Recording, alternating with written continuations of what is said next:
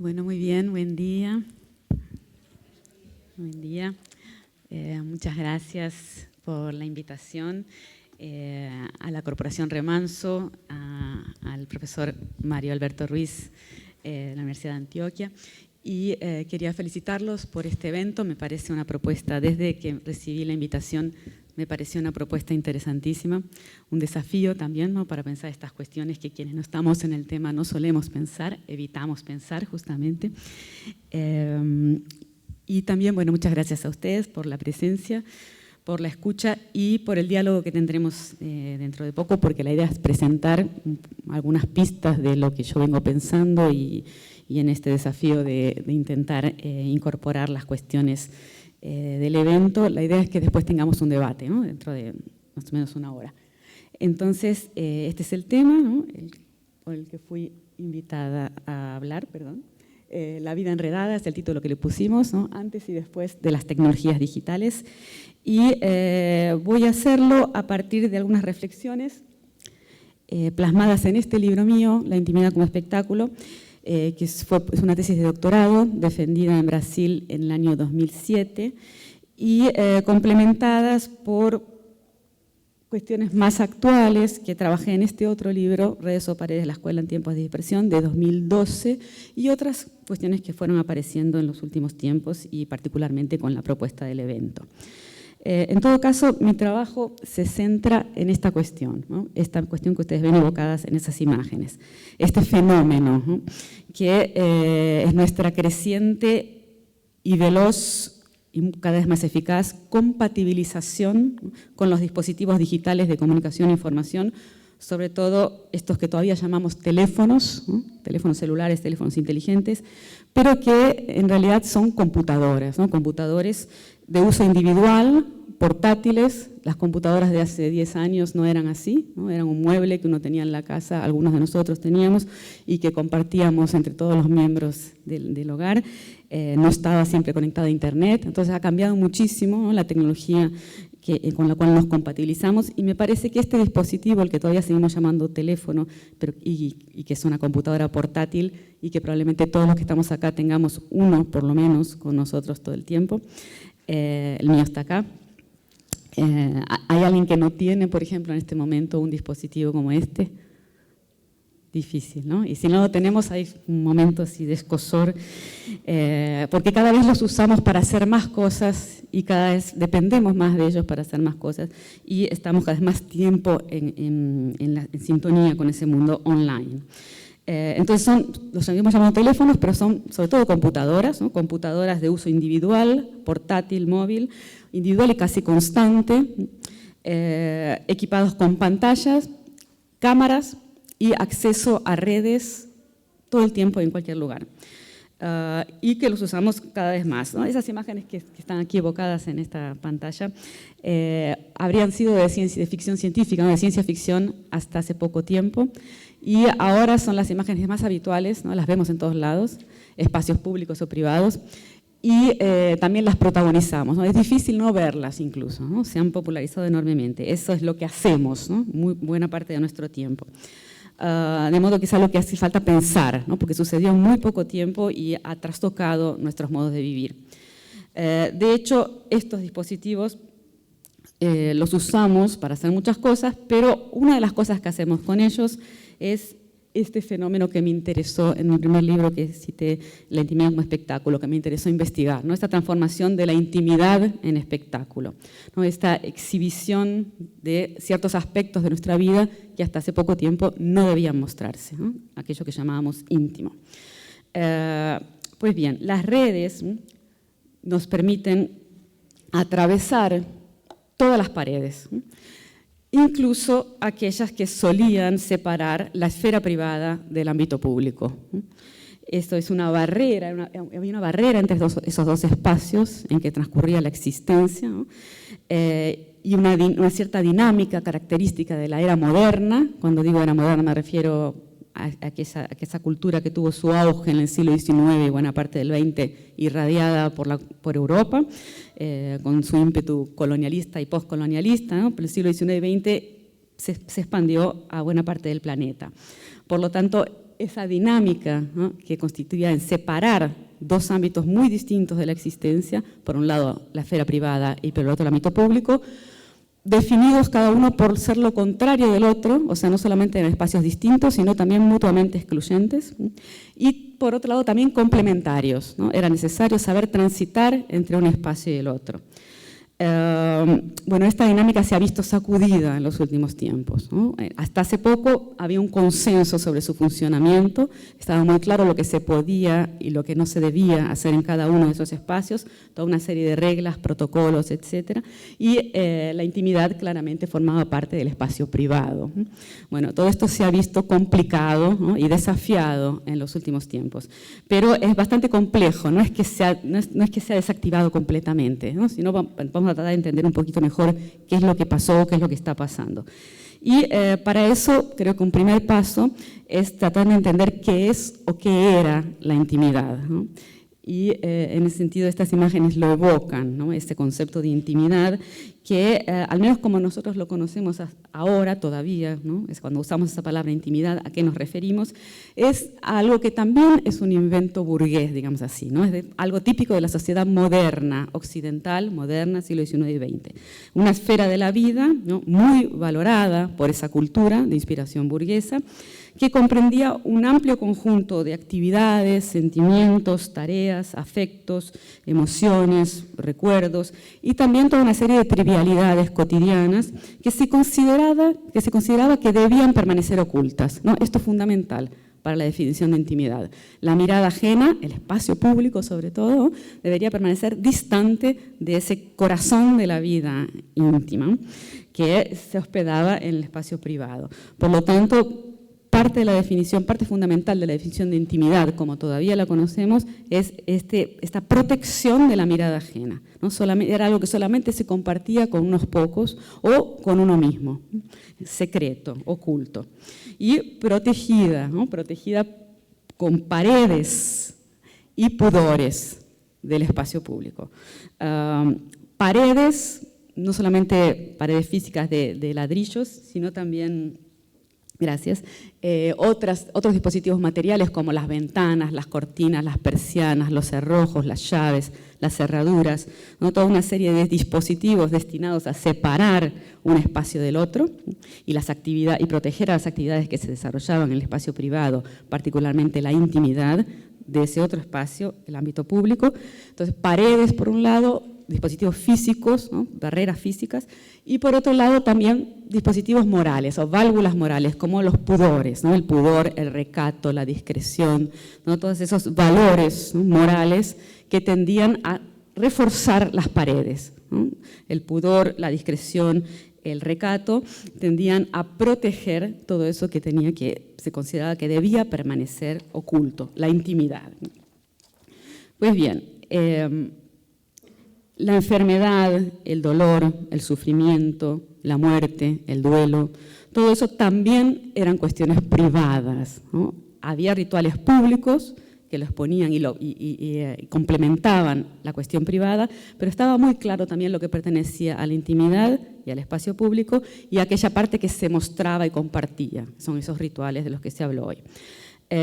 Por lo tanto, estas imágenes también evocan la manera de procesar el sufrimiento típicamente moderna, ¿no? Mi formación es en antropología, entonces nosotros los antropólogos enfatizamos mucho eso. No son todas las culturas, ¿no?, sino una cultura muy particular, que es la cultura occidental, y en su momento moderno. O sea, hay una restricción bastante clara en tiempo y espacio y en términos culturales, ¿no? Las diversas culturas que han vivido en este planeta y que todavía muchas de ellas persisten, a pesar de que la cultura occidental hizo un esfuerzo por destruirlas, ¿no?, al nombrarse ella misma como la cultura, ¿no?, o la civilización superior a todas las otras, o entonces la única que merecía ese nombre.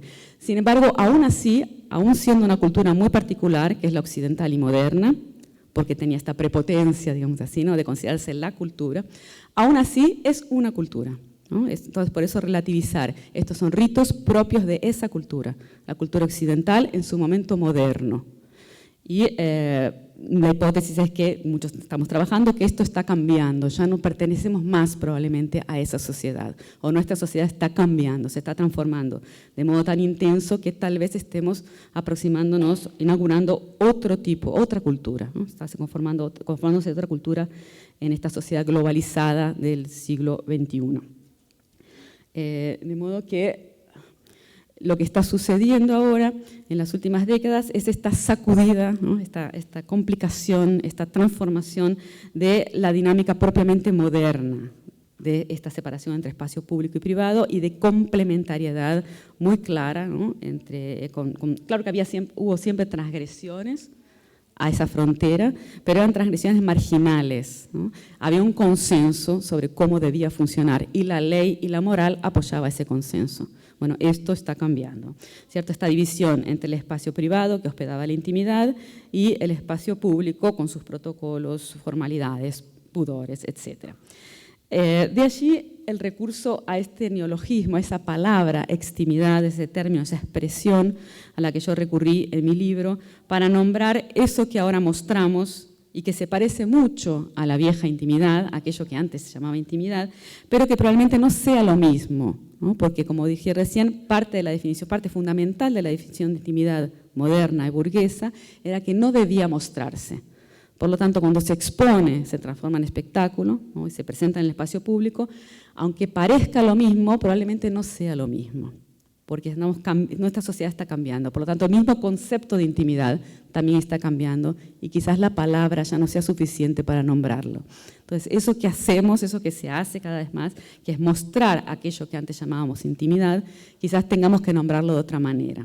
Entonces, una propuesta es llamarlo extimidad, ¿no? Ex en doble sentido, ese prefijo en el sentido de aquello que antes era intimidad, ex, ¿no? La ex. Y también por lo de exterior, ¿no? No es más interno, sino que externo, se muestra. Eso que ahora no solamente es posible mostrarlo, que antes era imposible, pensemos imposible en términos morales y legales, había leyes que prohibían eso, piensa en la categoría de atentado al pudor, ¿no? Y otras como esas legales, no solo morales. Entonces ahora no solo es posible mostrarlo, sino que nos vemos instados a mostrarlo, o sea, hay un estímulo a mostrar, ¿no? Deberíamos mostrar ciertos aspectos de nuestra vida que antes se suponía que debían permanecer ocultos. ¿No? Se considera que deberíamos compartir lo que nos pasa en ese ámbito que antes no debía mostrarse. Eso por diversos motivos, ¿no? Por ejemplo, para obtener reconocimiento, ¿no? Ciertas esferas de nuestra vida que tienen que ser mostradas, los otros las tienen que ver, para que entonces nos reconozcan los méritos de haber tenido ciertas vacaciones, por ejemplo, o ciertos afectos, ¿no? Ciertos triunfos en esa esfera de la existencia, que es importante que los otros la vean, ¿no? Para obtener reconocimiento, aplausos, sensación de compañía también, no limitada a aquello que antes era el círculo de los íntimos. Piensen que la categoría de amigos que usa Facebook, la red social más usada todavía, que se ha ampliado enormemente, ¿no? Uno puede tener 1 millón de amigos, como soñaba Roberto Carlos hace mucho tiempo, cuando en la era de la intimidad burguesa no se podía tener 1 millón de amigos, ¿no? 3 o 4, 2. Entonces, obtener sensación de compañía más allá de ese círculo íntimo, gratificación, distintos tipos de gratificaciones al compartir aspectos de la propia vida, de aquello que antes llamaba intimidad, y también cierta legitimación, ¿no? La mirada ajena termina dando legitimidad a eso que me sucede o que me está sucediendo. Entonces, esto implica, me parece, un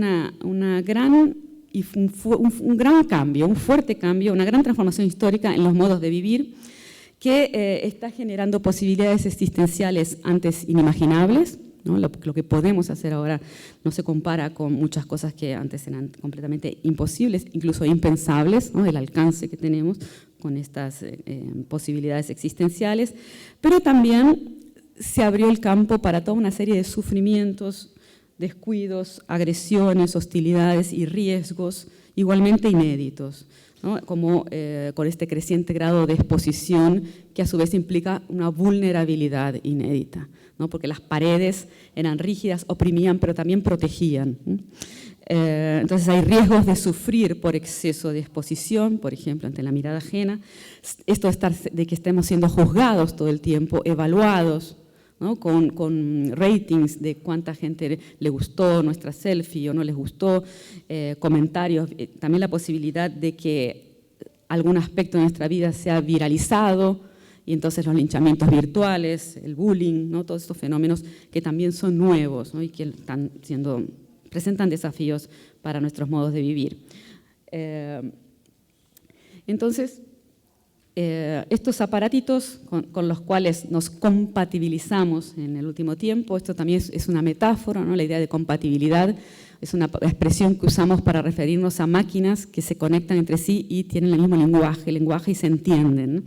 Pero también podemos ampliar ese sentido y decir que nuestros cuerpos también se compatibilizan con ciertos artefactos y pierden compatibilidad con otros, ¿no? Tienen o no tienen compatibilidad.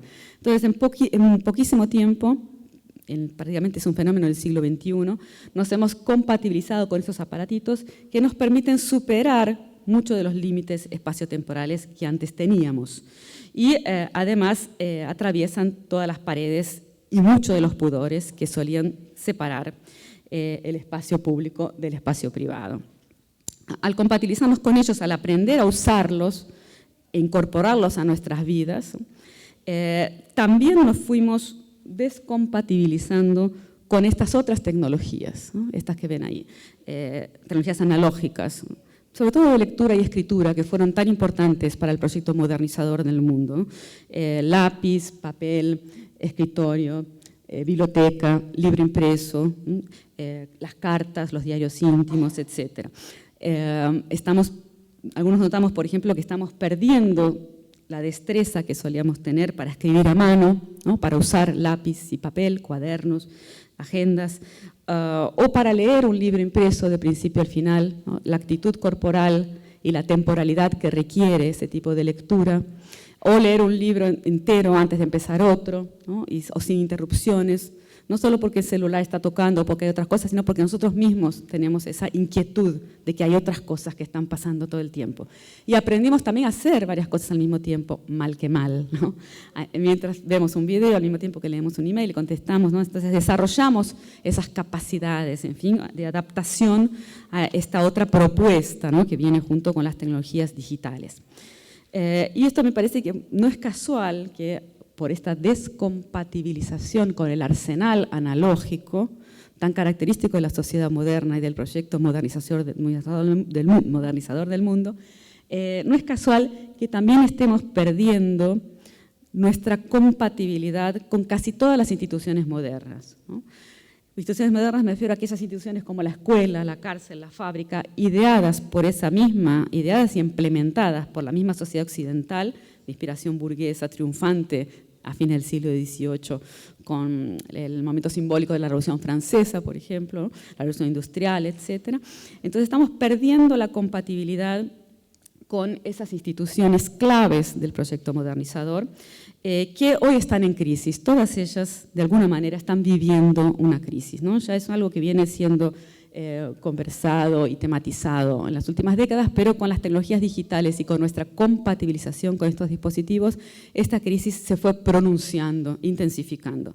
Entonces, por la escuela, la cárcel, la fábrica, aquí vemos, ¿no?, evocadas algunas de ellas, el hospital, la biblioteca, el museo, todas esas instituciones tan importantes para la era moderna están siendo cuestionadas, ¿no?, y llevadas a ayornarse, a actualizarse con los desafíos que vivimos actualmente.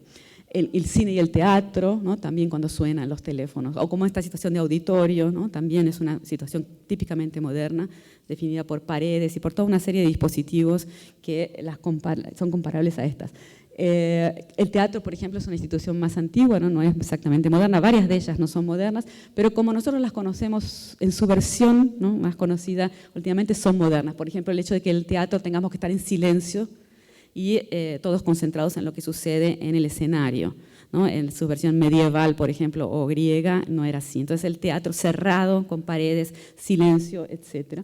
Todo eso está también ahora viviendo la tensión de las redes y de nuestra compatibilidad con las redes.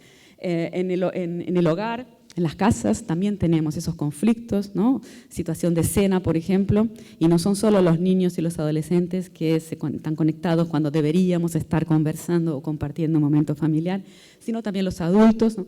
En los bares y restaurantes vemos cada vez más ese tipo de situaciones.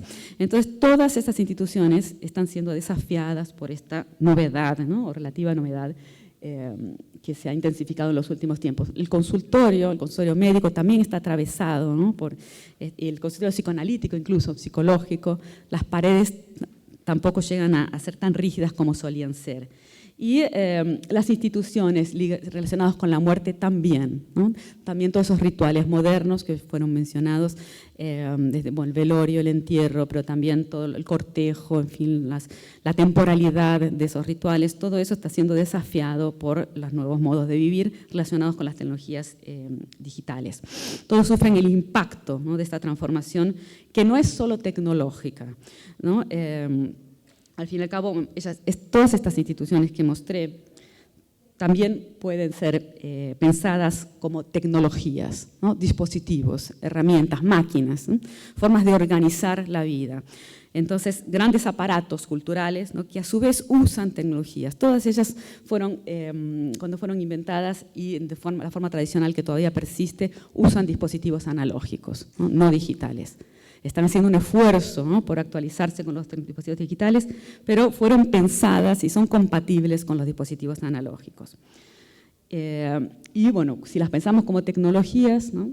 Como grandes artefactos, dispositivos culturales, todas las tecnologías son históricas, ¿no?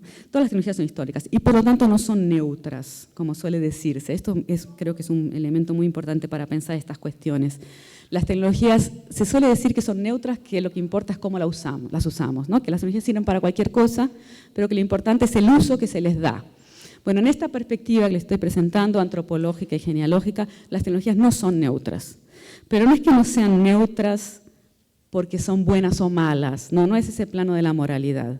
No es que no son neutras o neutrales en ese sentido. Podemos también tener nuestra opinión o nuestra evaluación ética sobre eso, pero en este plano que les estoy presentando no son neutras porque son históricas, ¿no? Fueron creadas por determinada cultura para usarlas de determinada manera, en función de cierto proyecto histórico. De modo, y en este caso, las tecnologías de las que estoy hablando son las tecnologías occidentales y modernas, ¿no? Siglo XIX y XX, irradiadas al mundo por la cultura europea de esa época. Al menos en sus versiones como las conocemos. De modo, las tecnologías no son neutras, eso no quiere decir que sean buenas o malas en sí, sino que no son neutras porque son históricas y por lo tanto traen incorporados ciertos valores y creencias típicas de la sociedad que las generó y proponen y estimulan ciertos modos de usarlas y no otras. ¿No? O ni otros modos de usarlo, inhiben otros modos de usarlo.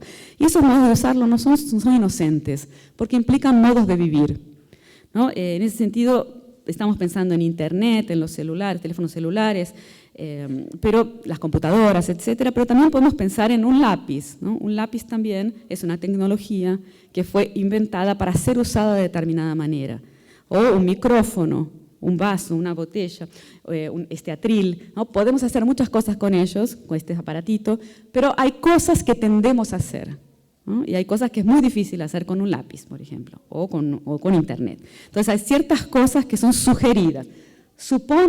Esto supone que va a ser usado de determinada manera, propone que sea usado de esa manera y estimula ese uso. Por eso es que las tecnologías no son neutras, ¿cierto? Pueden ser usadas para hacer muchas cosas, incluso cosas que no estaban pensadas inicialmente en su propuesta, ¿no? Son apropiaciones o inventos posteriores, pero no es cualquier cosa, está muy lejos de ser cualquier cosa, ¿no? Se usan para determinadas cosas y no otras. Entonces hay ciertos usos que son sugeridos y estimulados y hay otros usos que son inhibidos. Y esto es una premisa importante, ¿no? De la antropología y de la genealogía, que es esta idea de que los cuerpos humanos no son universales, ¿no? No es una estructura estable y universal, ¿no? La especie humana, el Homo sapiens, sino que se adapta a los distintos ambientes culturales. Y esos cambios no son superficiales o menores, no es un mero maquillaje, sino que es toda una condición de vida, son modos de existir. Modos de existir que son históricos y culturales, ¿no? De modo que los cuerpos humanos y los modos de ser, las subjetividades, no son universales e históricos estables, inmutables, sino que cambian, se transforman, se adaptan a las distintas culturas, se vuelven compatibles con los distintos artefactos, y no es solo eso, lo más importante es que al compatibilizarse con ciertos artefactos, adoptan también los modos de vida que esos artefactos proponen. Una cosa es aprender a usar un celular, que no es fácil, y en poquísimo tiempo todos, de unos más, otros menos, con cierta resistencia, con más entusiasmo o menos, con más ductilidad o menos, todos aprendimos a manejar esto, ¿no? Pero al aprender a manejar esto, también aprendimos a vivir de determinada manera, que este aparato nos propone, supone y estimula. O sea que no es neutro, ¿no? La tecnología no es neutra, sino que viene con propuestas de uso que son muy trascendentes. Y estas imágenes que ilustran la premisa antropológica y genealógica evocan justamente la transformación histórica a la que estoy aludiendo, de la sociedad moderna, siglo XIX-XX, a la sociedad contemporánea, a falta de una palabra mejor, ¿no? La sociedad actual, ¿no? El siglo XXI. Una caracterizada por las tecnologías analógicas, sobre todo de escritura y lectura, pero no solamente, y la otra por las tecnologías digitales, de comunicación e información, pero no solamente. Entonces podríamos hacer muchas comparaciones en este sentido, ¿no? Comparar una carta, por ejemplo, ¿no? Una carta del intercambio epistolar de antiguamente, o sea, escrita en papel, a mano con pluma, podía ser incluso, que se doblaba el papel, a veces se perfumaba, se ponía dentro de un sobre, se llevaba al correo, se ponía en un buzón y ahí se esperaba que llegara el destinatario, podía llegar o no, había un misterio ahí, no había la marquita del WhatsApp diciéndole llegó y no me contestó, no era inmediato, había toda una espera que debía hacerse y debía procesarse, y había toda una educación de esa espera. Y después la respuesta, que también podía hacerse y no llegar. Uno no sabía si no había recibido la respuesta porque mi carta no había llegado o porque la respuesta no había llegado. Y había que tener paciencia con eso, ¿no? O sea, son las cosas que no se saben. Hay misterios en la vida, ¿eh? Y hay ciertos protocolos que impedían también estar preguntando, exigir, ¿no? Había toda una serie de formalidades, ¿no? Que respetaban esa temporalidad y esa lógica. Comparar eso, por ejemplo, la forma de comunicarse con los demás, que la tecnología epistolar suponía, proponía y estimulaba, comparar con, por ejemplo, el WhatsApp o incluso el email o los contactos por redes sociales o por SMS, mensajes de celular, ¿no? Comparar, claro, podríamos pensar que las dos son tecnologías que nos permiten comunicarnos con los demás. Eso es verdad, y hay continuidad entre ellas. En algún punto son lo mismo, ¿cierto? En el punto de la eternidad y de la universalidad humana, son más o menos lo mismo. Podemos poner ahí también otras culturas, mensajes de humo, palomas mensajeras, ¿no? O sea, otros códigos, formas de comunicarse con los demás, también podríamos decir, es lo mismo, el WhatsApp, la carta, todo. Pero en esta propuesta mía antropológica y genealógica, la idea es poner el énfasis en la diferencia. No porque sea más verdadera que la continuidad, sino porque es una propuesta, que es la que yo trabajo, y que me parece que tiene su interés porque nos lleva a pensar justamente en la singularidad del fenómeno contemporáneo. O sea, ¿por qué ahora somos como somos y vivimos como vivimos? Y creo que las tecnologías no son la causa, pero sí nos permiten pensar esa diferencia. Entonces, ahora somos gente que usa WhatsApp. Somos gente que no escribe más cartas, ¿no? Y como hace poco muchos de nosotros éramos gente que escribía cartas, ¿no? Tenemos esa posibilidad de pensar la diferencia, modos de vivir que son muy diferentes. Entonces no son solamente compatibilidad con tecnologías, sino que esas tecnologías, como no son neutras, son históricas, también implican modos de vivir. Entonces la diferencia es muy grande, ¿no? Entre cómo vivíamos en la sociedad moderna y cómo vivimos ahora. Y tenemos una riqueza especial que esto sucedió en poquísimo tiempo y entonces varios de nosotros vivimos esa transición, estamos viviendo esta transición. Y en ese sentido es interesante porque tenemos la posibilidad de pensar que se vivía de una forma muy distinta como vivimos ahora. Así como esa comparación que hice muy rápidamente entre las cartas y el WhatsApp, podríamos comparar varios pares de tecnologías analógica y digital. Por ejemplo, el diario íntimo, característico de la sociedad moderna, aquel que se guardaba, tenía a veces llave o se guardaba en un escondite secreto porque nadie podía ni debía tener acceso a ese diálogo con uno mismo, por un lado, ¿no? Y las redes sociales, por otro lado, Internet, que en algún punto son lo mismo, ¿no? Comparables, porque permiten autotematizarse, contar sobre la propia vida, pensar sobre la propia vida y compartirla con los demás. Pero el hecho de que sea pública y se presente en pantallas e instantáneamente compartible con todo el mundo, con mucha gente, con cuanto más gente mejor, hace que sean dos tecnologías muy diferentes, ¿no? Y por tanto dos modos de vivir muy distintos. Diario íntimo, por un lado, y redes sociales, por otro lado. También podríamos comparar la forma de leer un libro impreso o la forma de escribir en papel con la forma de leer en un dispositivo portátil o en la computadora. Cómo leemos y cómo es distinto la forma de leer en un dispositivo y el otro, etcétera, ¿no? Y pensar también, no solamente la forma de leer, sino de cómo pensamos. Entonces son transformaciones muy importantes, ¿no? Estos ejemplos así muy rápidos para que ustedes tengan una idea de por dónde va mi trabajo. Cuando digo que son modos de vivir distintos, ¿a qué me refiero? Modos de vivir es una expresión muy grande, ¿no? Pero yo destaco sobre todo esos dos ejes que ven aquí abajo. Dos ejes de lo que implica vivir, ¿no? Por un lado, los modos de usar el tiempo y el espacio, ¿no? Estas referencias fundamentales, espacio-tiempo. Y por otro lado, los modos en que nos relacionamos con los demás, con nosotros mismos y con el mundo. O sea, casi nada, ¿no? Dos ejes de lo que significa vivir. Cómo experimentamos el tiempo y el espacio y cómo nos relacionamos con nosotros mismos, con los demás y con el mundo.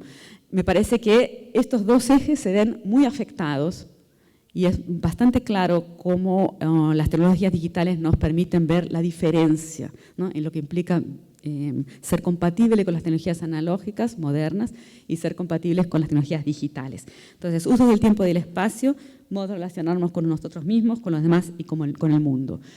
La idea es que esto está cambiando de una forma muy determinante. Y por lo tanto no es casual que estemos preocupados con eso, ¿no? Que haya una perplejidad sobre, bueno, qué nos está pasando como sociedad, ¿no? Porque son cambios muy fuertes, ¿no? Ahora bien, los modos de vivir están cambiando. ¿En qué sentido vivimos ahora de forma diferente a como vivíamos antes, ¿no? ¿En qué sentido al compatibilizarnos con estos dispositivos, con las tecnologías digitales y móviles, portátiles de comunicación e información, somos otros, ¿no? Estamos cambiando. ¿Cómo vivimos? Bueno, dos aspectos que yo suelo destacar, en primer lugar, son esos que ven ahí, visibles y conectados. Aprendimos a vivir en la visibilidad cada vez más amplia, ¿no? Hay un horizonte incluso de transparencia total, ¿no? Cada vez somos más visibles, cada vez hay aspectos de nuestra vida, más aspectos de nuestra vida que pueden y deberían ser visibles y conectados, ¿no? Visibles y compartidos, ¿no? Compartidos con los demás. Y esos demás son el millón de amigos, ¿no? Y gente, conocidos y desconocidos, y cuanto más mejor, porque hay esta cuestión de público, ¿no? De público cada vez más, cuanto más amplio mejor. De modo que son dos aspectos de nuestros modos de vivir recientes, pero ya muy asentados, ¿no? Visibles y conectados. Es algo inédito en la historia de la humanidad. Ninguna otra cultura, ni occidental ni no occidental, fue desafiada a vivir de esta forma. Entonces, en las últimas 2 décadas, sobre todo en la última década, nos hemos habituado a vivir de este modo. Esto no es algo que sucediera en el siglo XIX y XX, por ejemplo, ya que estamos comparando con esta otra cultura moderna, ¿no? Ellos, estas imágenes, ¿no? Estos cuerpos y modos de vivir evocados por esas imágenes del siglo XIX y XX, cultura moderna occidental, no tenían este problema, ¿no? De vivir visibles y conectados. Tampoco tenían las posibilidades que vienen junto, ¿no? con estas nuevas propuestas. Ellos tenían otros problemas, algunos de los cuales nosotros no tenemos más. Tenían problemas que nosotros seguimos teniendo, ¿no? Pero estas cuestiones, estos desafíos nuevos que son nuestros, ellos no lo tenían, ¿no? Ellos no tenían ese desafío de vivir de forma visible y conectada. Nosotros sí, ¿no? Visibles y conectados en todo momento y en cualquier lugar. De modo que esto nos lleva a performar, ¿no? Ya que estamos en la visibilidad y en conexión cada vez más permanente con cantidades crecientes de gente, tenemos que saber mostrarnos, ¿no? Y fuimos aprendiendo eso también. No hay escuela que yo sepa, ¿no? O sea, nadie nos enseñó, pero de alguna manera fuimos aprendiendo, ¿no? A performar en la visibilidad, ¿no? Nuestra vida cotidiana y cada vez más sectores crecientes de nuestra vida son convocados a mostrarse, Por lo tanto, hay que saber mostrarse, no es de cualquier forma, ¿no? No es de cualquier manera y se pueden correr riesgos muy grandes si nos mostramos de la forma errada, equivocada. Entonces, aprendimos a performar. En la visibilidad aprendimos, como digo, mal que mal, ¿no? Algunos más, otros menos. Ahora, ¿qué es performar? Esa es una palabra que se usa mucho en este campo, ¿no? Quienes estudiamos estas cuestiones usamos esta palabra para referirnos a eso, ¿no? A actuar, a performar en la visibilidad, a construirnos de modo visible. ¿Qué es performar? Se puede correr, como decía recién, podemos correr el riesgo de mostrarnos mal, ¿no? Y performar de una forma negativa y por lo tanto perderlo todo, ¿no? Porque esa visibilidad, en esa visibilidad se juega nuestra vida. Por lo tanto es muy importante performar de una forma bien hecha, ¿no? Eficaz. ¿Y qué es performar? Bueno, hay una serie de imágenes que tal vez sean más claras para explicar a qué me refiero. Esto, claro, es un chistecito de esos que circulan por internet, ¿no? Que no hace falta explicarlos justamente, porque uno entiende, ¿no? ¿Es así? ¿Alguien no entendió? Aunque nadie nos lo haya explicado. Ahora tenemos una conferencia que va a explicar. Pero en general uno necesita explicar esto, entendemos. Por eso funciona el chiste, ¿no? O sea, hay un tipo de imagen, la del lado de acá, que funciona, es una performance considerada positiva. La otra no es mostrable, mejor no. ¿No? O sea, que son aspectos crecientes de nuestra vida, aquello que llamamos intimidad, pero hay ciertas cosas que sabemos que es mejor no mostrar. Aunque haya, ¿no? un estímulo a mostrarlo todo, pero mejor no. Ahora, este tipo de imágenes creo que son interesantes porque muestran que es más complicado que lo que dice ahí. No es que hay lo mostrable en las redes sociales, lo instagrameable, y por otro lado la realidad. Y la palabra performar sirve para mostrar eso, que no es exactamente mentira y verdad, ¿no? No es exactamente esto es mentira y esto es verdad. Claro que hay algo un poco falso, por eso nos reímos, ¿no? Hay algo un poco fake, ¿no? Las fake news, ¿no? Lo que pasa en las redes sociales es un poco falso, pero no puede ser demasiado falso, no se puede mentir demasiado, ¿no? Hay que conservar cierto realismo. Se puede uno estetizar, photoshopear, ¿no? Decir que bueno, mis vacaciones fueron fantásticas, aunque tal vez no hayan sido tanto, entonces elijo las mejores fotos, pero no puedo decir que me fui a Tailandia y estuve con Leonardo DiCaprio si no estuve, ¿no? Entonces hay que tener cierto, digamos, principio de realidad que tiene que ser respetado, porque si no nos van a denunciar, ¿no? Esto no es verdad. Entonces es una especie de estetización, performar es estetizarse, considerando que el otro va a estar evaluando todo el tiempo, ¿no? Monitoreando y evaluando. Por lo tanto, hay una estetización que vale, que es esta de acá, una estética publicitaria, una estética que aprendimos viendo cine, televisión, telenovelas, pero sobre todo publicidades, ¿no? La estética de las redes sociales, sobre todo Instagram, que es tan característica, es la estética publicitaria. Pero además es la lógica publicitaria, ¿no? Me estoy vendiendo como aprendimos, ¿no? En contacto con la publicidad en las últimas décadas, con la industria publicitaria y con la estética publicitaria. Aprendimos a cómo se vende, ¿no? Qué es vendible y qué no lo es tanto. Entonces es la lógica y la estética publicitaria que operan en esta performatividad, ¿no? Esta performance que realizamos cotidianamente. Y eso para mostrar que la otra imagen también es una performance, ¿no? Ella esta artista, se sacó 2 fotos, en las 2 está posando, pero con estéticas distintas, ¿cierto? Esta podríamos decir que la otra es realista o quizás grotesca, ¿no? Exagera ciertos rasgos de lo no mostrable, no es publicitaria. En cambio, esta otra tal vez también exagera, no sé cuánto, ¿no? Exagera en la estética publicitaria. Las 2 están exageradas, ¿no? Pero no es que una es verdad y otra es mentira, es más complicado que eso, ¿cierto? O sea, es una forma de vivir que tiende a estetizarse según el modelo publicitario. Y el género publicitario es fundamental para la contemporaneidad, así como la novela, ¿no? Y la ficción literaria de un modo general es un género paradigmático de la era moderna, la publicidad probablemente sea un género paradigmático de la era contemporánea, porque no es solamente la estética, como decía, sino la lógica publicitaria, ¿no? Aprender a vender y a comprar y tener una actitud de consumo con respecto a la vida, a los otros, al mundo. Incluso, perdón, la misma incluso la misma red social tiene una perspectiva publicitaria, ¿no? Y ofrece, el mercado la atraviesa completamente. Y está naturalizada esa idea del marketing y de la cantidad de gente a la que le gustó, ¿no? Y por lo tanto que puede comprar o no. Y si no le gustó a mucha gente, entonces borramos y ahí aprendemos que la próxima la vamos a hacer más gustable. Entonces, toda una lógica publicitaria. En ese sentido, varios autores, ya se usa esta palabra, instagramización del mundo, ¿no? Es un término que se usa tanto como sustantivo, como en este caso, pero también instagramear, ¿no? Instagramear una situación es volverla más performática. Por ejemplo, una comida, que es un género, ¿no? Uno de los subgéneros de fotos que más circulan por las redes sociales y que formaba parte de la intimidad antiguamente. A nadie le interesaba en principio la comida, ¿no? Lo que uno comía. Ahora se ha transformado en un tópico fundamental, ¿no? Entonces, una comida puede no ser suficientemente instagrameable, pero siempre se la puede, casi siempre se la puede instagramear, ¿no? Volverla instagrameable.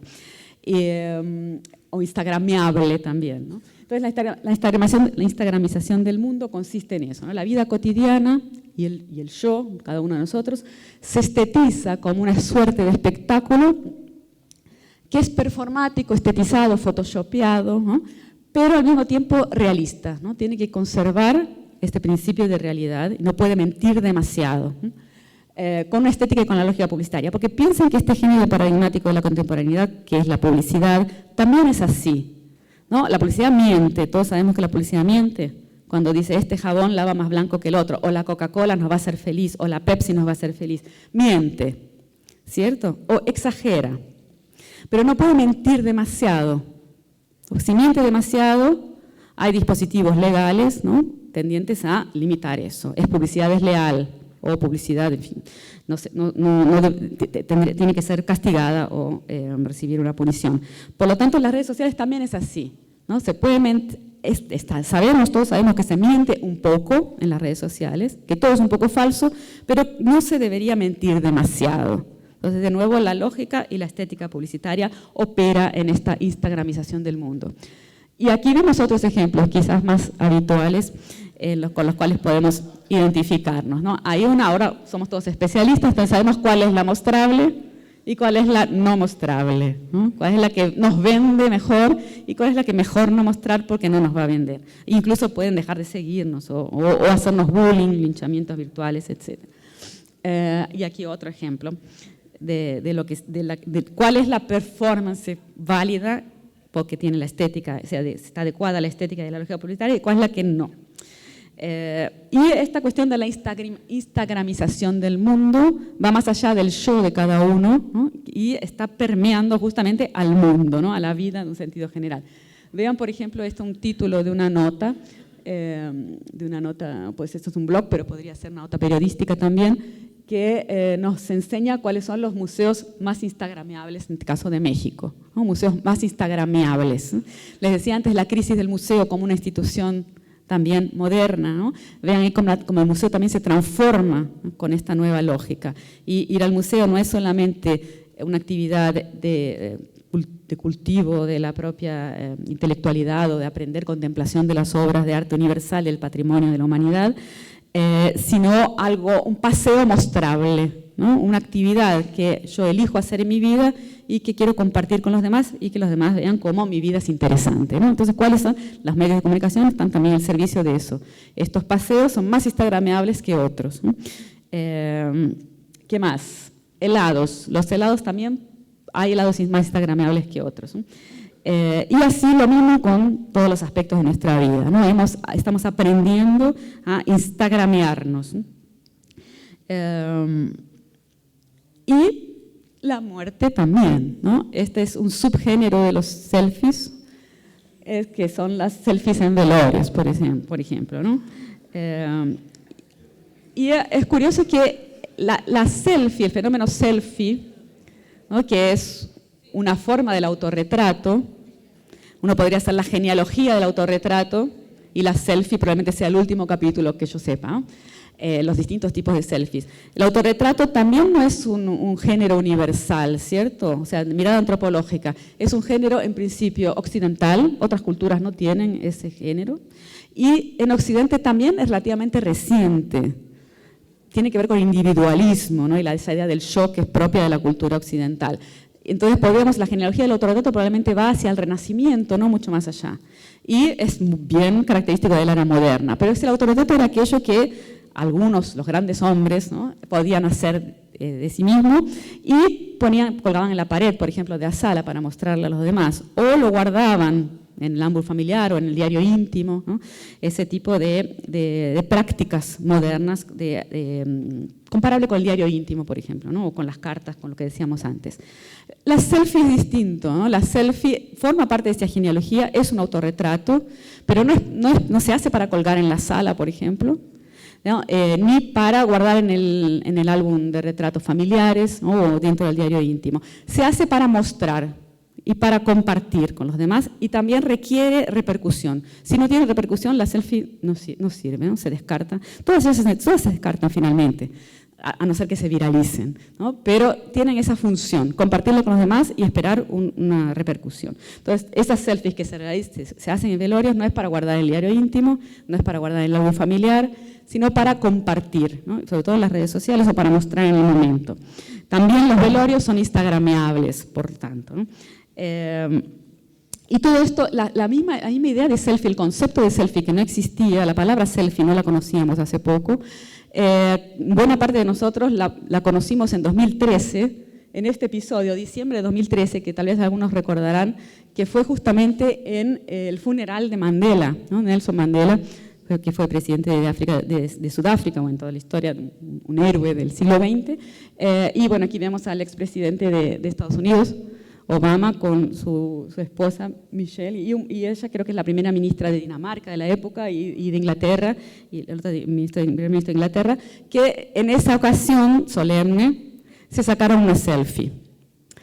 Y bueno, eso se transformó en noticia, como sucede con estos episodios en todo el mundo, porque además las fotos eran muy gráficas, y la misma palabra selfie se popularizó en ese momento, ¿no? Muchos de nosotros no sabíamos qué era la selfie, y piensen que esto hace, ¿qué? 5 o 6 años, entre 5 y 6 años, o sea, es muy reciente. Y ahora es el tipo de imagen que más se produce.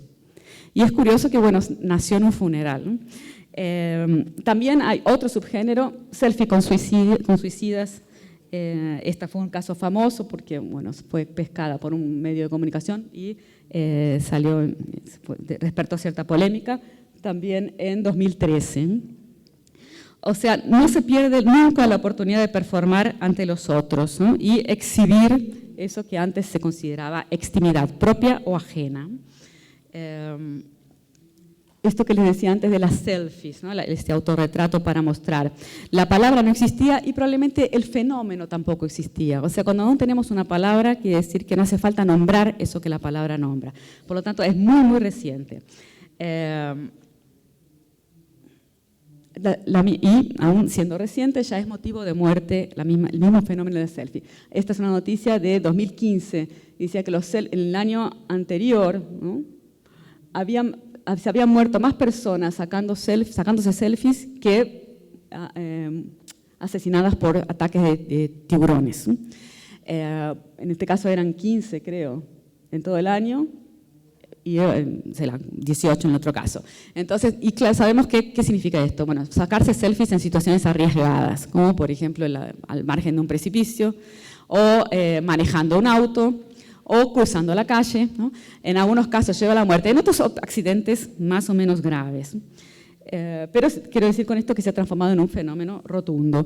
Y aquí vemos otra noticia relacionada con eso, ¿no? 259 personas fallecen accidentalmente en 7 años, esto ya es 2018, y me pareció particularmente interesante esta imagen que ilustra la foto del riesgo que se está corriendo, porque evoca de alguna manera el mito de Narciso, ¿no? Un mito que es grecolatino en nuestra cultura occidental, pero que fue retomado por el psicoanálisis en el siglo XIX y XX, y que una de las características que se asocia a la subjetividad contemporánea es el narcisismo, ¿no? Narciso, ustedes recordarán, se ahoga en su propia imagen, ¿no? Muere de observarse enamorado de sí mismo. Entonces creo que la imagen evoca un poco la problemática. Bueno, otro subgénero de la selfie, no sé si ustedes conocerán o practicarán, algunos tal vez, que es el after sex. ¿Qué significa eso? Bueno, su nombre lo indica, son selfies, autorretratos tomados inmediatamente después del acto sexual. y esperan repercusión, ¿no? Las selfies, repercusión positiva. Por lo tanto, es otro ejemplo de la extimidad, ¿no? La intimidad transformada en extimidad, porque justamente la sexualidad, la desnudez, los afectos, eran aspectos de la vida privada que se consideraban lo más íntimo, ¿no? En la cultura de inspiración burguesa, o sea, lo menos mostrable, ¿no? Lo menos compartible por el espacio público. En ese sentido me parece especialmente sintomático este fenómeno, ¿no? Podríamos mostrar muchos otros, parece algo banal, pero creo que es indicio justamente de esta transformación tan intensa que estamos viviendo. Porque si aquello que se considera lo más íntimo, el corazón de la privacidad moderna, se exhibe sin pudores, ¿no? En el espacio público, muy por el contrario, ¿no? Lo que se quiere es tener repercusión, y cuanto más repercusión mejor.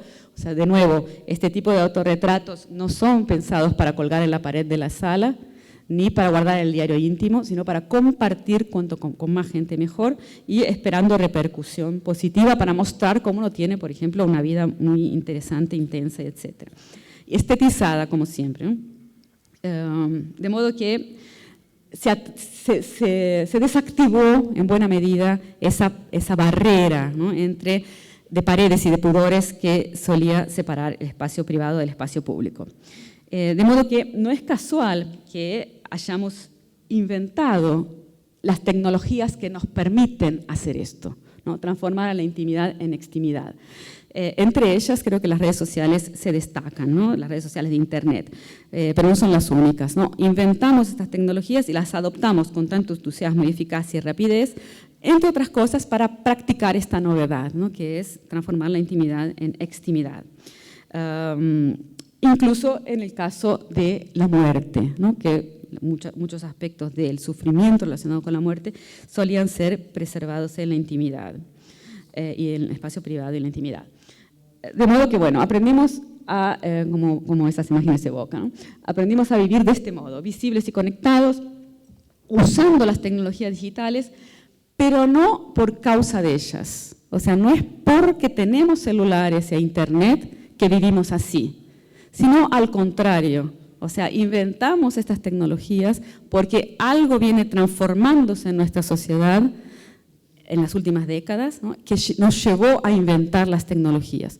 Las tecnologías no caen del cielo, no vienen de otro planeta, sino que son fruto de cada cultura. Y si nuestra cultura inventó estas tecnologías es porque había una demanda por vivir del modo en que esos aparatos nos permiten hacerlo. Entonces no fue causado por las tecnologías. Claro que después ellas refuerzan, ¿no? El fenómeno y lo hacen evidente. Pero se trata de un fenómeno histórico complejo, mucho más complejo que la mera tecnología, y que se fue configurando hace tiempo, ¿no? Para apoyar esto que les estoy diciendo, voy a citar a este autor, que es una referencia ineludible, ¿no? Para trabajar estas cuestiones, que se llama Guy Debord, un autor francés que actuó en los movimientos de mayo del 68, era activista y también artista, cineasta, y autor de un libro clásico que se llama La Sociedad del Espectáculo, del año 67. O sea que vean que hace más de medio siglo, ¿no? Ese libro fue publicado. Tienen también una película con el mismo título, La Sociedad del Espectáculo, que está muy afinado con la propuesta del libro. O sea, este autor vislumbró hace más de 50 años esta transformación que hoy se está cristalizando y plasmando entre nosotros.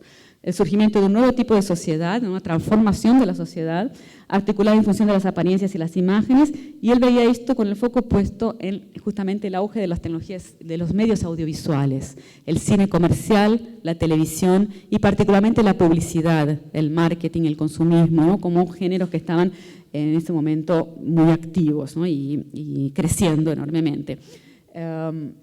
Entonces, esta es una de las definiciones que él da, mucho antes de que Internet fuera inventada, las computadoras incluso, las redes sociales. El espectáculo no es un conjunto de imágenes, sino una relación social entre personas mediadas por imágenes.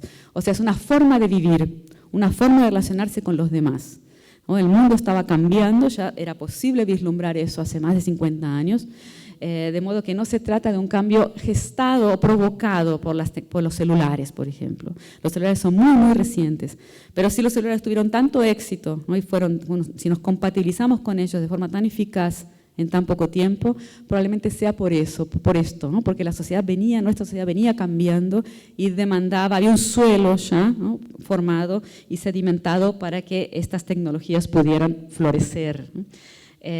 Cuando leemos esa definición de Debord, el espectáculo no es un conjunto de imágenes, sino una forma de relacionarse con los demás atravesadas por imágenes. Leemos eso ahora y creo que es inevitable pensar en las redes sociales de Internet, ¿no? Nos relacionamos con los demás por medio de pantallas y cámaras, ¿no?, o atravesadas por pantallas y cámaras. Sin embargo, es anacrónico esto, ¿no?, porque Debord realmente para él era un panorama muy sombrío, ¿no? Él no era para nada optimista con respecto a ese horizonte que veía configurarse de espectacularización de la sociedad y la vida. Tenía muchas pesadillas, ¿no?, pero nunca habría imaginado algo como Tinder, por ejemplo, o Instagram, etcétera, o Facebook. Y este último capítulo, por lo menos hasta ahora, de la espectacularización del mundo, que es esta instagramización de la vida, ¿no? No lo habría imaginado, pero estaba vislumbrado, ¿no? Estaba la posibilidad ahí en el horizonte. Y más allá de esto, sí, para avanzar un poquito, que nos quedan unos minutos todavía, ¿sí?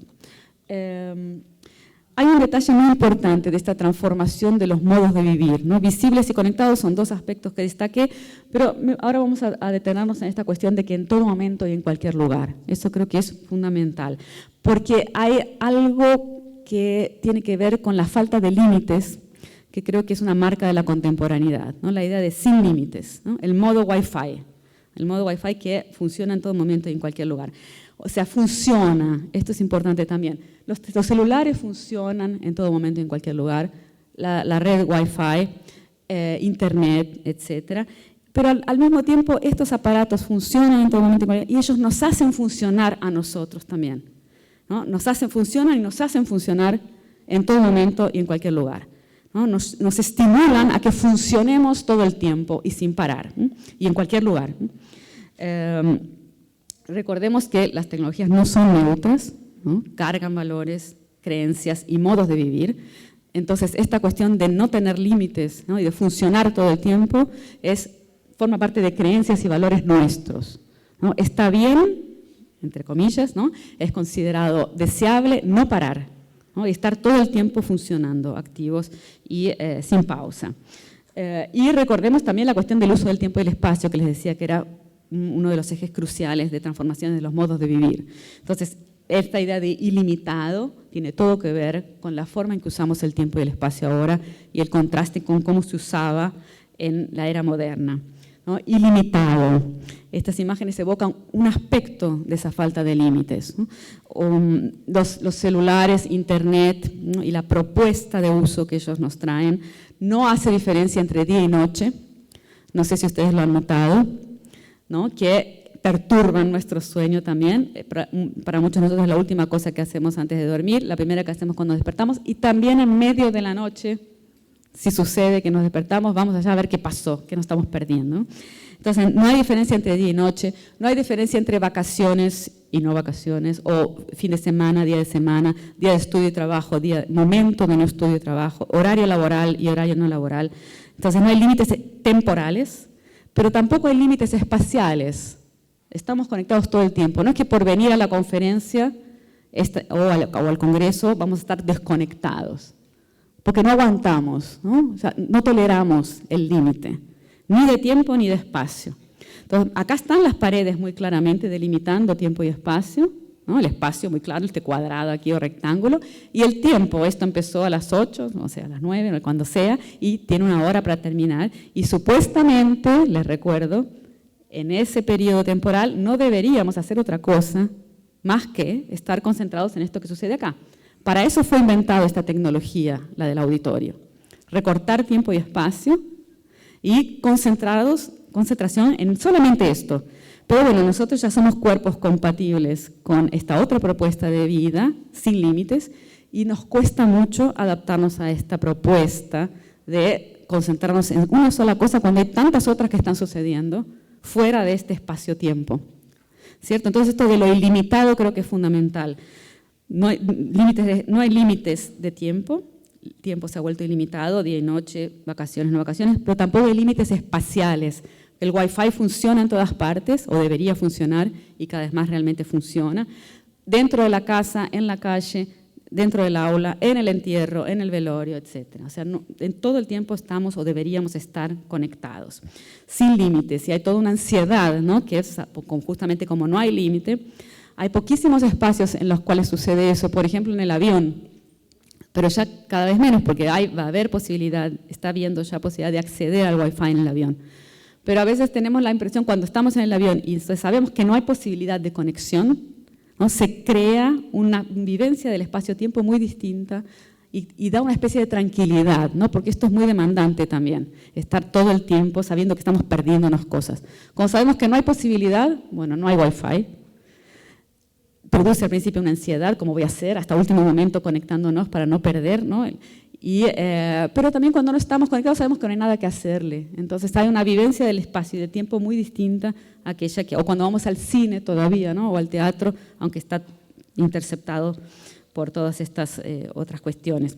En ese sentido hay un libro muy interesante de ese investigador de Estados Unidos, Jonathan Cray, profesor de la Universidad de Columbia, que se llama El capitalismo tardío y el fin del sueño, y tematiza justamente esta cuestión, ¿no? De que cuando dormimos estamos perdiendo el tiempo, ¿no? En términos de consumo, en el sentido muy amplio, ¿no? Consumir cosas, pero no solamente el consumo específico de comprar y vender, sino de la lógica consumista de la vida. Y él dice que es la última conquista del capitalismo, ¿no? Que está conquistando el sueño, ¿no? Y de una forma literal, ¿no? Con remedios que nos van a permitir, por ejemplo, opcionalmente no dormir, y en ese sentido ganamos 8 horas por día, no solamente para trabajar, sino para hacer lo que queramos, ¿no? Piensen lo que podríamos hacer yéndonos de vacaciones sin necesidad de dormir. Uno podría visitar los museos de noche, no necesitaría ir a reservar hotel, perder tiempo durmiendo, ¿no? Perder tiempo entre comillas, porque obviamente es una crítica muy fuerte que él hace a esta propuesta. Esta es una cita del libro: los ritmos del consumo tecnológico son inseparables de las exigencias de autoadministración continua. Esto es lo que produce una fatiga, ¿no? Un desgaste, ese exceso de demanda que implica no tener límites, ¿no? Y estar todo el tiempo funcionando. Vivir en modo Wi-Fi, ¿no? Como lo llamo yo. Internet y los celulares no solo funcionan, sino que nos hacen funcionar sin pausa. Aquí tenemos ilustraciones de notas periodísticas sobre este tema, ¿no? De recomendaciones de cómo hacer para desconectarse un poco, ¿no? o propuestas de detox que los mismos celulares o el mismo mercado nos ofrece. Por ejemplo, fin de semana sin redes sociales, una experiencia de higiene mental, ¿no? Y el mismo mercado nos ofrece la solución, o el mismo celular nos ofrece aplicativos, aplicaciones para ver si lo estamos usando demasiado, ¿no? O se desconecta cuando nos quiere castigar porque estamos usándolo demasiado. Estas imágenes evocan esa cuestión, ¿no? El contraste entre las imágenes de este lado y las de ese lado, de lo ilimitado del modo de vida contemporáneo, ¿no? Por un lado aquí las paredes limitando la sensación moderna, ¿no? Limitando espacio-tiempo, y por otro lado ahí las paredes permanecen, pero son atravesadas muy fácilmente y desactivadas por las redes. Y la pared es un límite, ¿no? Y la red justamente tiene esa promesa de no límite. Esta es una cuestión que yo trabajo en este libro que les mencioné antes, Redes o Paredes, la escuela en tiempos de dispersión, que es un ensayo sobre la crisis de la escuela, pero no se limita solamente a la escuela, ese conflicto, ¿no? Entre dos lógicas distintas. La de las redes, por un lado, que viene ahora y se instala cada vez de forma más fuerte, y las paredes que persisten en las instituciones. Entonces, les propongo que observemos de nuevo estos dos conjuntos de imágenes, ¿no? Por un lado las imágenes del lado de acá y por otras funciones del lado de allá, específicamente la función de las paredes en cada caso. En el caso de las imágenes de aquí, evocan situaciones representativas de los siglos XIX y XX, de la cultura moderna, la sociedad occidental en su versión moderna, y ahí vemos cómo las paredes son muy eficaces para recortar espacio y tiempo, y para poner límites, y también para cobijar ciertos hábitos, ciertas posturas corporales, ciertas disposiciones físicas y mentales, espirituales también, ciertas capacidades y ciertas incapacidades. ¿no? Están representadas acá, o limitaciones, ciertas limitaciones. Hay cosas que no podemos hacer porque estamos haciendo esto, ¿no? Estamos cenando en la casa familiar, por lo tanto no podemos estar conversando con alguien en China. Entonces hay limitaciones también, pero también hay capacidades de concentración, por ejemplo, de introspección, etc. En cambio, las imágenes del lado de allá, que evocan nuestra creciente compatibilidad con las tecnologías digitales, las paredes persisten, ¿no? Incluso pueden estar hasta más rígidas, reforzadas, blindadas, ¿sí? Pero ya no son tan eficaces en su capacidad de recortar espacios y tiempos ni de limitar, ¿no? O encauzar nuestros modos de relacionarnos con nosotros mismos, con los demás y con el mundo. Esta nueva lógica de las redes con la cual nos hemos compatibilizado tan rápidamente, y eso va más allá de haber aprendido a usar los aparatos, ¿cierto? Esto es lo principal que les quería decir. Porque no se trata solo de tecnologías, en el sentido de artefactos, ¿no? Sino que se trata fundamentalmente de modos de vivir que ellos traen incorporados, y en particular las formas de relacionarnos con el tiempo y el espacio y con los demás, con nosotros mismos y con el mundo, que suponen, proponen y estimulan. Entonces, esta nueva dinámica de las redes, decía, se superpone a la vieja lógica de las paredes, a la lógica moderna de las paredes que todavía rige en nuestras instituciones y suscita un conjunto inédito y perturbador de conflictos y tensiones. Entonces es lo que vemos, como les decía antes, sucediendo en todas las instituciones modernas que hoy están en crisis, entre otros motivos debido a la creciente dificultad que tenemos como sujetos contemporáneos del siglo XXI, ya simbiotizados con nuestros modos de vivir, con los nuevos modos de vivir, esa dificultad que tenemos para readaptarnos a la dinámica analógica de estos artefactos, ¿no? Con su peculiar y tan rígido uso del tiempo y del espacio, como la escuela, la cárcel, la fábrica, el consultorio médico, etc. Y particularmente lo que nos interesa en especial en este evento, ¿no? Que es la relación con la muerte y los rituales específicos en ese sentido. Y entonces nos sorprende que se estén transformando, ¿cierto? O sea, no se trata solo de tecnologías, no es porque tenemos tecnologías que nos permiten hacer esto que lo hacemos, sino más bien al contrario, ¿no? Como estos rituales que vimos antes estaban perdiendo buena parte de su sentido, ¿no? Y eso no es algo que esté dado y que sea admitido sino que es lo que tiene que ser problematizado, ¿no? Porque es una transformación histórica, pero lo que quiero subrayar es que no fue causado por las tecnologías, ¿no? Sino que al contrario, las tecnologías fueron inventadas para transformar esa relación que teníamos con las paredes y con los modos de vida modernos. No sé si tenemos unos minutitos más, ¿qué te parece? Sí, para cerrar. Okay. ¿Sí? 10 minutos, muchísimo tiempo entonces. Quería centrarme en un punto que considero clave, que es el papel de la mirada ajena, ¿no? La mirada del otro. Algo que sin duda siempre fue importante, ¿no? La mirada del otro es fundamental para hacernos humanos, ¿no? Nos hacemos humanos con el reflejo en la mirada del otro, es incluso una cuestión que forma parte del psiquismo humano y también una definición antropológica. Somos humanos porque tenemos contacto con los otros, si no, no lo seríamos, nos hace humanos, ¿no? Sin embargo, ahora, ¿no? Parece haber ganado una preeminencia desmedida, ¿no? En cierto sentido, la mirada del otro, porque la mirada del otro es capaz de definir quién es cada uno y cuánto vale. Piensen en este gesto, ¿no? Tan característico de las redes sociales, ¿vale o no vale? Entonces, se trata de una metamorfosis muy compleja, una transformación que viene ocurriendo, que viene gestando hace décadas en nuestra sociedad y que parece estar terminando de consumarse ahora con ayuda de estas tecnologías, esta transformación también en lo que significa la mirada del otro. Veamos, en vez de propiciar la introspección como un mecanismo privilegiado de constitución de la subjetividad, ¿no? La introspección es un mecanismo importantísimo en la sociedad moderna, pensar sobre sí, elaborar el yo, ¿no? El individuo, etc. Las tecnologías analógicas propiciaban eso, ¿no? En vez de propiciar eso que las tecnologías analógicas solían propiciar, la lectura y escritura en soledad y en silencio, las paredes, ¿no? El libro impreso, el cuaderno, la lapicera, el diario íntimo, las cartas, El psicoanálisis también, por ejemplo, en las consultas terapias psicológicas individuales. En vez de eso, ¿no? En vez de propiciar ese tipo de contacto con uno mismo, la introspección, esa elaboración del yo, monólogo interior, que era el caso de las tecnologías analógicas, las tecnologías digitales propician otra cosa, ¿no? Otra forma de relacionarse consigo mismo, con los demás. Este nuevo instrumental digital, dotado de pantallas, cámaras y redes, ¿no? Piensen en pantallas, cámaras y redes como el arsenal básico, ¿no? De las tecnologías digitales, favorece otra cosa, ¿no? Favorece, en vez de la introspección, favorece esta estilización de uno mismo en permanente exposición y contacto constante con muchos otros, cuanto más mejor. Y no solamente conocidos, sino también desconocidos. En ese sentido, varios autores vienen trabajando esta cuestión, más allá de las tecnologías.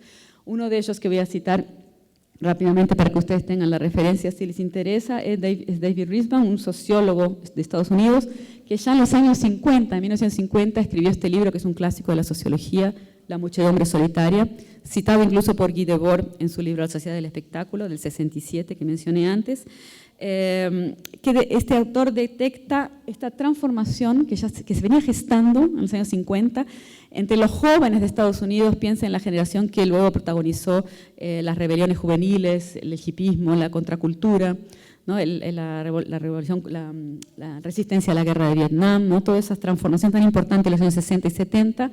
Esos jóvenes norteamericanos de Estados Unidos, este autor vio, haciendo trabajo de campo con esos jóvenes, que se estaba gestando esa transformación de un carácter introdirigido, el de los padres de esta generación, hacia una subjetividad mucho más interesada en la mirada de los pares, la mirada de los colegas, más que en el juicio moral de la autoridad o la cultura heredada de la experiencia de los más viejos.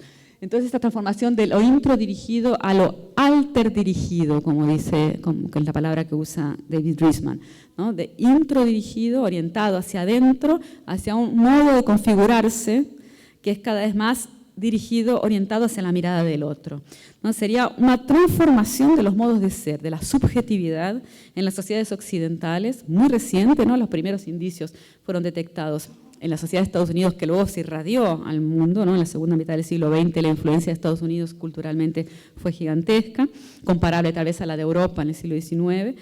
Pero entonces esta transformación de la subjetividad de las sociedades occidentales que confirmaría este movimiento, un desplazamiento del eje en torno al cual se construye lo que somos, ¿no? De adentro, introdirigido, hacia los otros, hacia aquello que los demás pueden ver.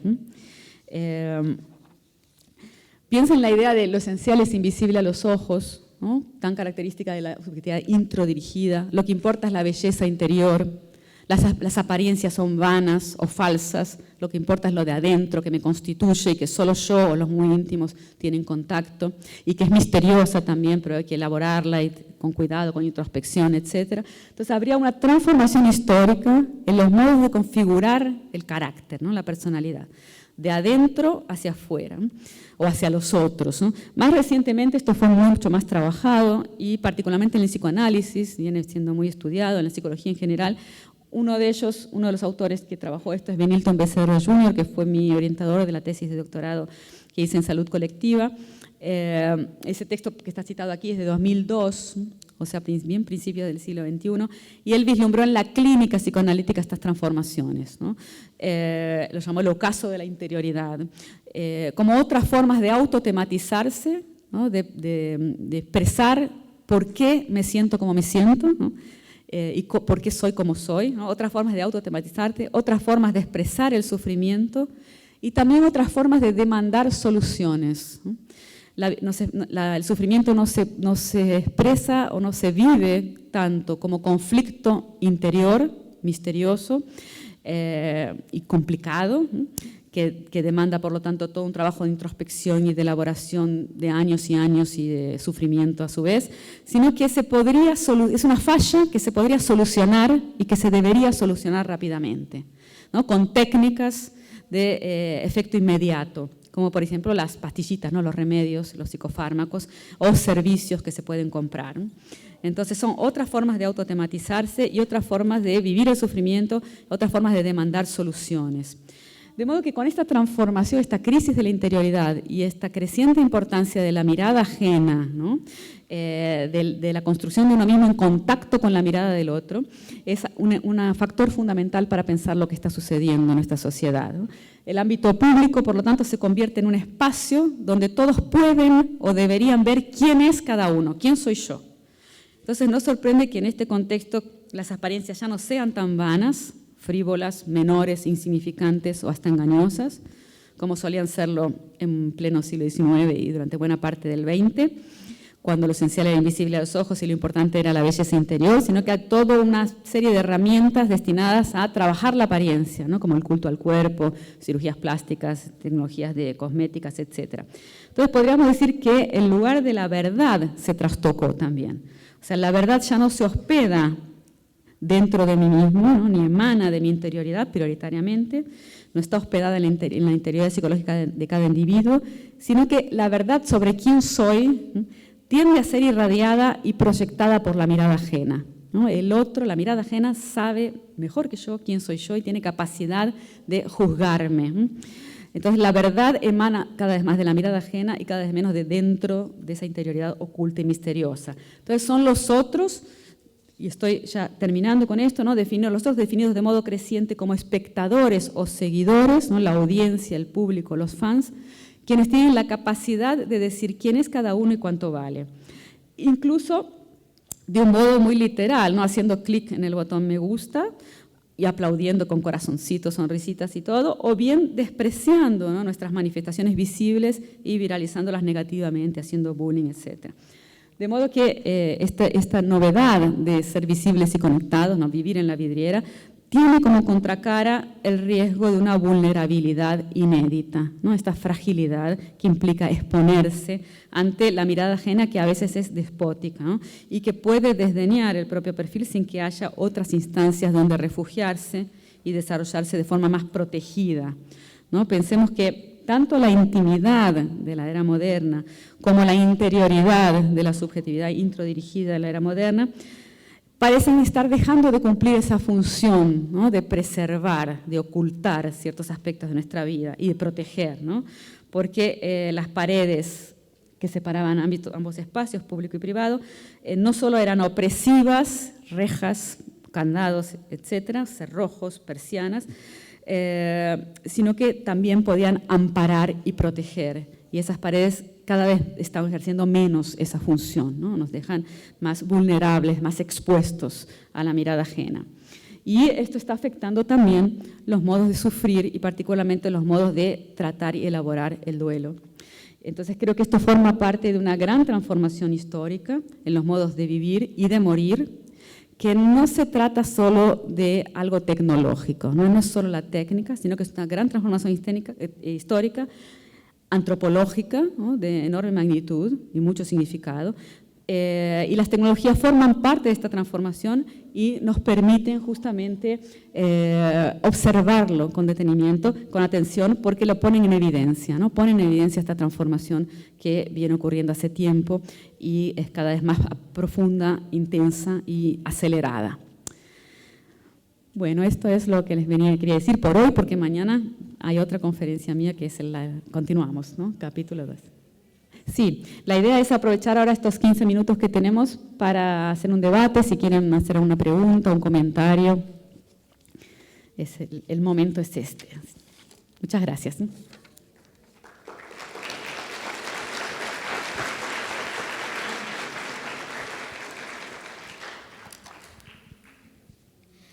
Paula, muchas gracias por la intervención.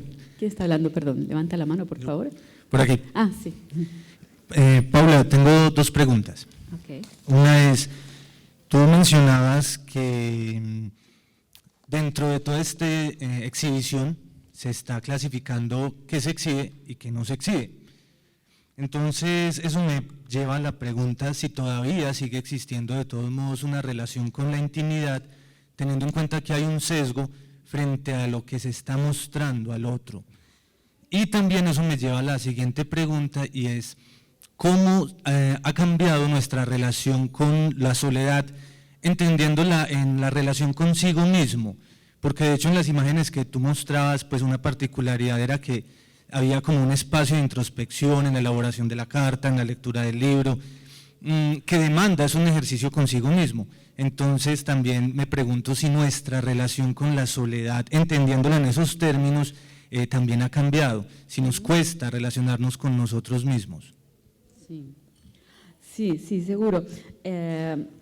Hay cosas, si algo de intimidad se preserva, yo no usaría la palabra intimidad justamente porque creo que se trata de una transformación histórica y que aquello que se llamaba intimidad en la era moderna no es esto que no se muestra ahora. Por eso creo, pero sí la intimidad no es todo lo que hacemos, ¿no? No todos los aspectos de nuestra vida los mostramos, aunque se supone que deberíamos. Y esto creo que es interesante porque hay un horizonte de transparencia que está creciendo. No solamente que podemos mostrar ciertas cosas, sino que se supone que todo debería ser mostrable. Entonces, claro, hay cosas que no mostramos y que sabemos que no deberíamos porque la repercusión va a ser negativa o porque, bueno, sabemos que no hay que mostrar. Sin embargo, la moral de nuestra época considera que todo debería ser mostrable, que en nuestra vida no debería haber nada oculto. Y esto lo vemos muy claramente en fenómenos muy contemporáneos como la grabación de conversaciones privadas, ¿no? Lo que antes llamaba privada, en principio de personas públicas, ¿no? En Brasil está sucediendo esto de un modo bastante claro, y ya, con la Lava Jato, no sé si acompañan acá estos dramas que tenemos, conversaciones, por ejemplo, entre jueces y presidentes, personas de poder macropolítico, pero conversaciones entre ellos por celular, en celular privado, lo que antes llamaba privado, y que son interceptadas fácilmente, porque las redes son relativamente fáciles de interceptar, y salen a la luz, son publicadas en los diarios, ¿no? Y todo esto muestra que lo que públicamente se divulga no es lo mismo que aquello que sucede en las bambalinas, a lo que siempre sucedió de la era moderna hasta ahora. Sin embargo, en la era moderna se consideraba que eso, las bambalinas, no eran mostrables. Y no solamente el aspecto de la intimidad más claro, como aquí la sexualidad, que también sale a la luz. Chats privados entre celebridades, por ejemplo. ¿No? Se descubrió que fulano fue infiel porque miren cómo tiene este chat con la otra actriz que no es su esposa. Y eso sin ningún pudor se publica en los diarios, ¿no? O en la televisión, y todo el mundo habla de eso. Y se considera que nadie debería tener ningún aspecto de la vida que no sea mostrable. Entonces, claro, hay cosas que no mostramos, pero es difícil, porque estamos ante este ideal de transparencia y que no es solamente un ideal. Cada vez más estamos siendo filmados. Esto se ve también cuando hay un crimen, por ejemplo, ¿no? Un anónimo, ¿no? Alguno de nosotros, en fin, que no es famoso, es protagonista de un crimen, por ejemplo, ¿no? Entonces, se reconstruye su día en la televisión, a la noche, por ejemplo, a partir de todas las cámaras de seguridad que lo filmaron, ¿no? Entonces, nos están filmando todo el tiempo. Si no se exhibe más es porque a la vida pública no le interesa que fuimos al supermercado hoy, ¿no? Pero si se vuelve interesante, hay formas de mostrar, ¿no? Entonces, intentamos que cosas que no queremos que se muestren, no se muestren, pero estamos siempre bajo el riesgo de que otro la muestre o de que de alguna manera se sepa. Y se supone, y es mostrable porque el pudor no la protege, ¿no? Entonces, y la soledad, sin duda, ¿no? Hay una relación distinta con la soledad. Siempre fue problemática la soledad, pero el hecho de que esta interiorización esté perdiendo fuerza y gravedad, ese refugio en la propia privacidad, hace que la soledad se vuelva intolerable, porque no hay esa ancla, ¿no? No hay un ancla que aunque todo el mundo me rechace, yo estoy conmigo mismo o con mis íntimos, ¿no? Si todo el mundo me rechaza, corro el riesgo de no ser nada ni nadie, no valer nada. Y esto lo vemos mucho en los linchamientos virtuales, ¿no? Incluso personas con grandes celebridades, ricos y famosos, como el protagonista de House of Cards, ¿no? el actor que de un día al otro desapareció, ¿no? O sea, a partir de denuncias de acoso sexual, etc. Pero bueno, seguramente hay más preguntas, sí. Hola, buenos días, Paula, gracias. Saraí de México. Mi pregunta es, llevo 12 años acompañando familias en el proceso tanatológico y de duelo. Mencionas, y me llama mucho la atención, que todo es mostrable. Y sí, lo he visto en el consultorio. Yo trabajo en una empresa funeraria y lo veo mucho en el consultorio. Sin embargo, puede ser mostrable, pero qué tan validado es a nivel duelo, hablando de la parte emocional, porque si bien se está expuesto todo el tiempo, o se sube, los clientes lo que hacen es subir el dolor que sienten, sin embargo no lo hablan, o muy pocas veces nosotros brindamos la asistencia tanatológica y muy pocas veces llegan. Un ejemplo, hablando del Wi-Fi, antes, hace unos 7 años, me dedicaba a dar la parte de terapia y también me dedicaba a dar un poco de administración a nivel de facturas, y era muy curioso porque las personas a las 12 de la noche me hablaban, me mandaban un WhatsApp para preguntarme de su factura, y yo les digo que a nivel en terapia, les digo, yo estoy abierta, generalmente a veces trabajo en la noche también, muy difícilmente la gente me escribe, y todavía hoy, ¿no? En las noches, que es cuando lo sabemos, y sobre todo en los primeros meses de duelo, es cuando la soledad y el dolor está a todo lo que da y necesitas hablar con alguien, ¿no? Empatizar con alguien. Entonces sí es mostrable, lo entiendo perfectamente. ¿Qué merece tu opinión acerca de qué tan válido emocionalmente lo es? Gracias. Sí, voy a tratar de ser breve porque es que la tristeza no es instagrameable, ¿no? Piensa en la estética publicitaria que dije antes, la estética publicitaria, la lógica publicitaria, es difícil estetizar la tristeza con esa estética. Y en un drama tan grande como es el dolor, una pérdida, el duelo, etcétera, es difícil también mantener el control, ¿no? El control sobre uno mismo. Y al perder el control y desahogarse, en fin, derribarse, todo eso puede también derivar en un bullying, ¿no? O sea, entonces la tristeza es difícilmente estetizable, no tenemos armas y justamente hay mucha más vulnerabilidad, ¿no? Estamos mucho más expuestos, entonces creo que puede ser quizás por ahí. Y también el tema de las imágenes y las palabras, ¿no? La estética publicitaria se maneja con pocas palabras, eslogan, ¿no? Como Twitter, ¿no? 130 caracteres, y imágenes contundentes, ¿no? Imágenes seductoras. Entonces es muy distinta a la estética y a la lógica de la novela y del diario íntimo, que son las estéticas de la terapia también, la lógica de la terapia, que es la palabra, ¿no? Y la introspección y una cierta temporalidad para narrarse y prestar atención a lo que le sucede a cada uno. Entonces son géneros distintos, ¿no? Entonces me parece que la tristeza, el duelo, la pérdida, le cuesta mucho, ¿no? A pesar de que se está haciendo, ¿no? Pero le cuesta adaptarse a esta lógica. No es tan fácil, porque justamente hay esta cuestión medio fake, medio falsa, ¿no? de performar. Y cuando se está en un momento de tanta vulnerabilidad y de tanto sufrimiento, difícilmente se pueda tener esta actitud de distanciamiento de sí mismo para salir bien en la foto, ¿no? Entonces creo que tal vez una posible respuesta vaya por ahí.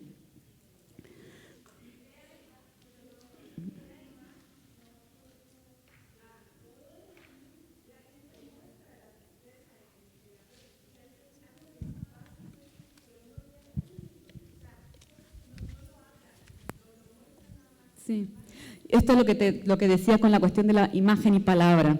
Creo que la palabra, ¿no? La palabra, que es una tecnología bien desarrollada en la era moderna, ¿no? Piensa en la escritura, la lectura, la palabra escrita, la forma de leer en silencio, que es un invento moderno también, ¿no? Y de leer en soledad y en silencio. Entonces la palabra y la autotematización, en las novelas uno se identifica con el personaje de ficción que también tiene dramas psicológicos. Entonces la palabra es un dispositivo muy desarrollado en la era moderna que tiende ahora a perder toda esa gravedad que solía tener y esa importancia. Y la imagen tiende a sustituirlo, ¿no? Imágenes de impacto, imágenes publicitarias. Entonces creo que una posible respuesta desde mi campo, ¿no? Viene por ahí. Claro que no es la única y que habría que ver ahí otros elementos del orden de la psicología, psicoanálisis, etc. Pero desde mi campo la comunicación y la antropología podría responderse por ese lado, ¿no? Como pistas posibles. No sé si tenemos tiempo para más preguntas. Sí. Buenos días. ¿Cuál sería su recomendación dado que las redes son un proceso de desarrollo moderno, digamos como para nosotros el Internet, ¿qué le dicen a los jóvenes y adolescentes y casi que algunos niños? Yo hablo en primera persona porque yo le digo a mis hijas, suelten los aparatos. Me dicen, no, es que ahí hago las tareas, es que ahí me comunico con los del equipo de fútbol, es que ahí me escribe el profesor, y yo también te veo todo el día en Twitter. Entonces, qué jodido. Desde el punto de vista psicológico, ¿cuál sería su recomendación de cómo manejamos esto a su debida expresión? Gracias. No sé. Respuestas en otro capítulo. En realidad, mi trabajo es más hacer preguntas, ¿no? Y tratar de formular también la pregunta de la forma más refinada posible, en sentido de que, ¿qué es exactamente lo que está sucediendo, ¿no? O sea, ¿cuál es el problema? Entonces, en esta cuestión intergeneracional creo que hay varios elementos ahí que también podrían profundizarse, porque tendemos a decir que los jóvenes, los niños sobre todo, los bebés incluso, ¿no? Que nacen sabiendo usar el celular, tablet, etcétera. Y de hecho hay realmente se confirma que apenas le das un celular o un tablet a un niño muy pequeño, sabe los gestos y nos puede hasta enseñar enseguida cómo usar. Sin embargo, no es cierto que nazcan sabiendo, no es cierto. Esos cuerpitos infantiles también se vuelven compatibles con las tecnologías del medio ambiente y nos ven a nosotros los adultos hipnotizados con los celulares y vemos que desde chiquititos, incluso cuando la mamá está amamantando, el chico está con el celular también o está en el carrito en la plaza y entonces nos ven a nosotros y se dan cuenta que hay algo muy interesante aquí y quieren también. Ahora, ¿cuál es la gran diferencia? Es que ellos no tienen que hacer el trabajo de descompatibilizarse de estas herramientas. Entonces, se vuelcan directamente a estos dispositivos, entonces va mucho más fácil. Ahora, en el momento en que queremos enseñarles a usar esto, y a la temporalidad, como vimos, no es solamente usar esto, sino el tiempo y el espacio, todo esto, los límites, suelta el celular, bueno, ¿por qué lo voy a soltar? Si esto acá me dicen no lo sueltes nunca. Esto está hecho para que no lo soltemos nunca. Y hay mucha gente trabajando para que no lo soltemos nunca, para que estemos todo el tiempo conectados, ¿no? En lo ilimitado. Entonces, los niños y los jóvenes no es que nazcan sabiendo, nosotros les enseñamos, aprenden con nosotros, pero una vez que empiezan a usarlos, les cuesta mucho más a ellos adoptar otra temporalidad y otro modo de vivir, que es el de la escuela, por ejemplo, ¿no? O el de la lectura, el de hacer otras cosas que no sea esto, compatibilizarse con la pared, ¿no? Y el límite, ¿no? Esto de corta. Ahora, ¿qué hacer? Como dije, no sé, pero quizás esta experiencia que nosotros tenemos, los que tuvimos que descompatibilizarnos de las tecnologías analógicas, quizás en diálogo con las nuevas generaciones tenemos cosas para enseñar. Esto suele ser desprestigiado, ¿no? Los más viejos, la vejez, el ser anticuado porque sabíamos usar la biblioteca, por ejemplo, suele ser desprestigiado porque se piensa que entonces sabemos menos usar esto. No deja de ser cierto, puede ser, pero hay una riqueza en haber vivido de otra forma, que a los jóvenes muchas veces les sirve, que les transmitamos nuestra experiencia de cómo era vivir de otra forma, porque hay mucha angustia también, mucho sufrimiento con esta falta de límites, y con la incapacidad de hacer cosas que también quieren hacer, pero que no logran hacer porque justamente no tienen ese límite, ¿no? Esa capacidad que para nosotros es más fácil, aunque cada vez es más difícil también para nosotros, de poner límites, cortar y hacer otra cosa. Entonces, ¿qué hacer? ¿Cómo solucionarlo? No sé, pero quizás este diálogo intergeneracional, positivando la experiencia de haber vivido en otro planeta, ¿no? De ser medio marcianos porque fuimos analógicos, pueda servir. Es una posibilidad. No sé. Bueno, muchas gracias. Hasta luego.